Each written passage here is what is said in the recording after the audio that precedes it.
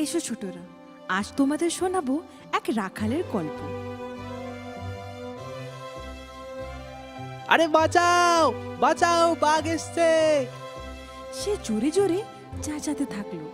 সেই আওয়াজ শুনে গ্রামের লোক হাতে লাঠি নিয়ে আওয়াজ লক্ষ্য করে দৌড়তে থাকলো আর বলল, আরে ভয় পেয়েছি, আমরা আসছি তোমাকে বাঁচাতে। আরে ভয় পেও না। আওয়াজ শুনে তারা যখন ওখানে এলো, দেখলো এক রাখাল বালক তার ভেড়াদের সাথে দাঁড়িয়ে আছে। আরে কোথায় আছে বাঘটা? বালক তাদের দেখে জোরে জোরে হাসতে লাগলো। বাঘ, আমি তো ইয়ার কি করছিলাম।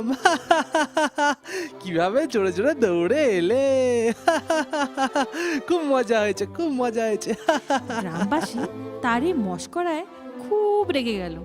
একজন বলল, তোমার জন্য এটা হাসির কথা কি? আমরা তোমাদের জন্য কত চিন্তায় ছিলাম, আর তুমি এইখানে শুধু মজা করছো। আরে চলো রামু ভাই, এর কথায় বিশ্বাস করে আমরা আমাদের অনেক সময় নষ্ট করলাম। চলো। পাশ থেকে আর একজন বলল। এই বলে গ্রামবাসী চলে গেল। রাখালটি গ্রামের এক ছোট্ট ঘরে তার মার সাথে থাকতো আর রোজ তার ভেড়াগুলোকে নিয়ে গ্রামের জঙ্গলের দিকে যেত। সে প্রায় ভাবতো, এই ভেড়া চড়ানো খুবই একঘেয়ে কাজ। এই কারণে সেখানে বসে সে সময় কাটাবে বলে নতুন নতুন ফন্দি আঁটত। এখন তার কাছে বাঘের ভয় দেখানো এক নতুন খেলা হয়ে উঠল। আরো একদিন বালক আবার জোরে জোরে চেঁচাতে থাকলো। আরে বাঁচাও বাঁচাও, বাঘ এসছে। আরে বাঁচাও, বাঘ এসছে, বাঘ এসছে। আবার কিছু লোক তার আওয়াজ শুনে দৌড়ে এলো। আরে ভয় পেও না। আবার সে খুব হাসলো আর গ্রামবাসী খুবই রেগে গেল। এরপরও সে 2-3 বার এরকমই করল, কিন্তু এবার গ্রামে তাকে আর কেউ বিশ্বাস করত না। তার বারবার এই মিথ্যে কথার জন্যে সবাই অতিষ্ঠ হয়ে উঠেছিল। একদিন খেতে কাজ করতে করতে তারা আবার সেই বালকের আওয়াজ শুনতে পেল। বাঁচাও বাঁচাও, বাঘ এসেছে, বাঁচাও, কেউ তো এসো। কিন্তু কেউ তাকে গুরুত্ব দিল না। আস্তে আস্তে তার আওয়াজ ক্ষীণ হতে এর থাকলো। তো বেশি হয়ে গেছে আমাদের অতিষ্ঠ করে তোলাটা। ইয়ার্কির পাত্র পেয়েছে আমাদের।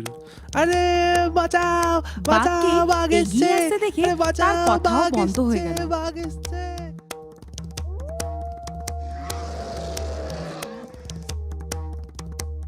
তার আওয়াজ ক্ষীণ হতে শুনে কিছু গ্রামবাসী সচেতন হয়ে গেল আর সবাই লাঠি নিয়ে ছুটল। বাঘ ততক্ষণে ভেড়ার পালে আক্রমণ করল।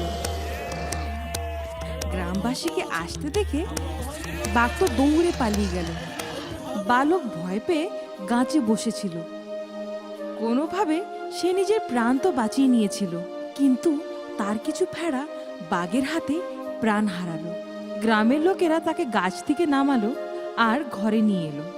সে তার ভুল বুঝতে পেরেছিল। বারবার মিথ্যে বলার জন্য তার উপর কেউ ভরসা করেনি। ছোটরা, এই গল্প থেকে আমরা এই শিক্ষা পাই যে আমাদের কখনো মিথ্যে কথা বলা উচিত নয়। যে কখনো মিথ্যে কথা বলে না, সে কারুর অবিশ্বাসের পাত্রও হয় না। কঠিন সময়েও কেউ তাকে একা ছেড়ে দেয় না।